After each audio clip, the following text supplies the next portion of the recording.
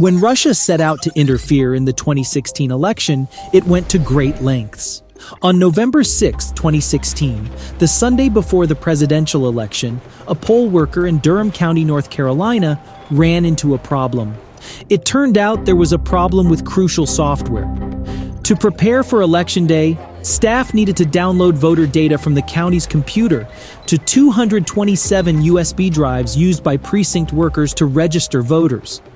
The laptops would serve as electronic poll books, double-checking each voter. What could have gone wrong? The problem was that the software took 8 to 10 times longer than usual to copy the data to the flash drives. After that, almost immediately, there were problems with some of the computers. Some broke down or froze. Others showed that voters had already voted when they had not. Still, others displayed a warning that voters had to show ID before casting a ballot, although shortly before, that rule had been repealed. State officials immediately ordered Durham County to abandon the laptops in favor of paper printouts of the voter list. However, the switch caused significant delays at some precincts, resulting in an unknown number of frustrated voters leaving without casting a ballot. Also, during the election, a group of Russians attempted to hack into state voter databases, hacked Hillary Clinton's campaign, the Democratic Congressional Campaign Committee, and the Democratic National Committee, attempted to hack Senator Marco Rubio's campaign and the Republican National Committee, spread politically damaging information on Twitter, Facebook, YouTube, and Instagram, staged rallies in Florida and Pennsylvania, and offered the Trump Organization a business proposal to build a skyscraper in Moscow. Why all of this? It was all done to damage Clinton's campaign, boost Trump's chances, and sow distrust in American democracy as a whole. Details of that effort have surfaced gradually since the 2016 election ended, with information revealed in an intelligence memo, court documents filed by Mueller, testimony from Trump associates in court, and news investigations. One of the most striking elements of Russia's plan to influence the U.S. election was not about voting at all, but rather that agents of Russia's military intelligence agency, known as the GRU, hacked into the emails of staffers working for Hillary Clinton's presidential campaign. As Mueller outlined in a critical July 2018 indictment, those efforts began in earnest in March 2016. During that month, agents sent emails that looked like Google security alerts to many Clinton campaign staffers and volunteers.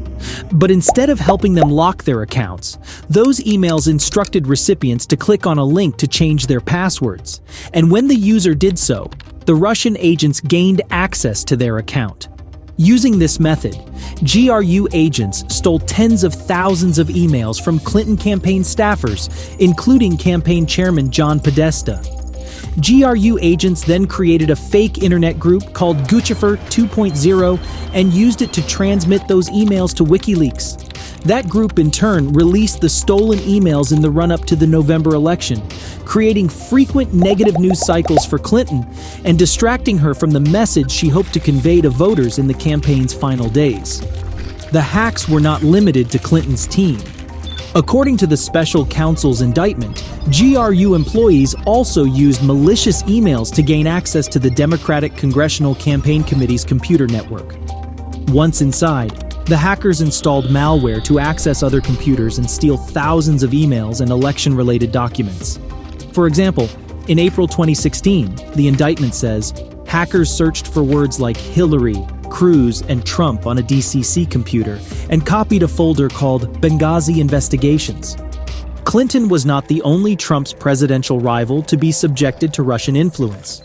In December, just after the 2016 election, Senator Lindsey Graham of South Carolina said his presidential campaign's emails had been hacked, and the website DC Leaks published several emails related to Republicans that year. Then, in March 2017, when the Senate Intelligence Committee was looking into Russian election interference, Republican Senator Marco Rubio told the committee that the Russians also attacked his presidential campaign after he dropped out of the race in 2016. In July 2016, shortly after I announced that I would seek re-election to the United States Senate, former members of my presidential team who had access to internal information of my presidential campaign were attacked from IP addresses of unknown location in Russia. That attempt was unsuccessful. Rubio said at a 2017 Senate intelligence hearing.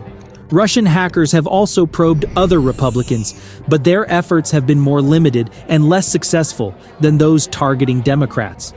James Comey testified in January 2017, when he was still FBI director, that the Russians tried to attack the Republican National Committee in 2016. There is evidence of hacking attacks targeting state-level organizations, state-level campaigns, and the RNC, but on old RNC domains, he told the Senate Intelligence Committee.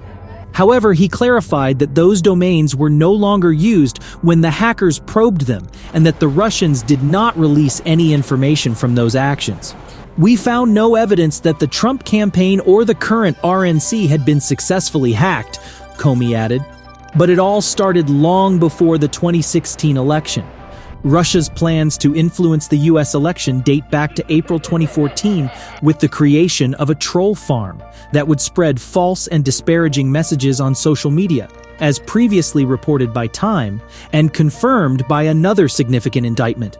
In February 2018, Mueller indicted 13 Russian nationals and 3 Russian companies, including the Internet Research Agency, on charges of conspiracy to defraud the United States, conspiracy to commit bank fraud, and identity theft. The Internet Research Agency and its employees, the indictment says, sought to wage information warfare against the United States to sow distrust and support the election of Trump. In an operation that cost millions of dollars, the Russians studied U.S. political groups, traveled to gather intelligence in several states, and created a network of fake accounts that they used to infect the American electorate. Throughout 2016, they posted divisive content on topics such as Black Lives Matter, immigration, and gun control, bought political ads criticizing Clinton, and foisted the hashtags #Hillary4 prison and #TrumpTrain on their followers. In addition to forcing U.S. voters to follow Facebook and Twitter accounts and read fake news sites, the Russians translated their social media influence into actual events. Posing as American activists, the trolls organized and promoted rallies in states such as Florida and Pennsylvania, as well as on Trump's properties in New York, the indictment said. In one of their most notable moves, Russian trolls hired a real American to dress Clinton in a prison uniform at a rally in West Palm Beach.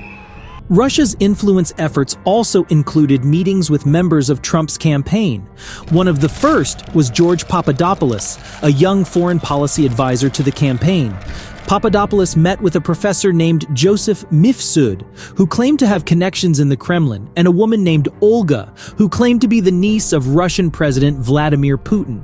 When the pair told him they wanted to set up a meeting between the Trump campaign and Russian officials, Papadopoulos willingly passed the information on to Trump and other campaign staffers, including future Attorney General Jeff Sessions. Mifsud later told Papadopoulos about the hacked Clinton emails, and although Papadopoulos continued to push for a meeting with Russian officials, the summit never took place during the campaign. Papadopoulos was the first Trump associate to plead guilty as part of Mueller's investigation and has since served time in prison for lying to FBI agents about his contacts with Russia. Trump has been willing to do all this to achieve economic cooperation with Russia. Despite frequently denying his business in Russia during the campaign, his personal attorney, Michael Cohen, spent much of 2016 working on a deal to build Trump Tower in Moscow. Cohen's efforts, which lasted until June 2016, included seeking help directly from the Kremlin, planning a trip to Russia, and briefing Trump's children, Trump Jr. and Ivanka, about 10 times on the plans. Cohen initially lied to Congress about the scope of the project, but he pleaded guilty in November 2018 and testified again in February, saying Trump indirectly encouraged him to lie. Again, experts said that while the public has already learned much about Trump's business ties to the Russians, Mueller's report could reveal even more, even if it doesn't find criminal behavior. I think the Mueller investigation may well have produced evidence as to why the Trump campaign misled us about Trump's efforts to do business in Moscow, says Naftali of New York University. Mueller's investigation concluded that it wasn't collusion with the Russian government, but that doesn't mean it wasn't a source of undue influence on the candidate's actions. I think it's reasonable for the public to want to know if that undue influence on the president persists.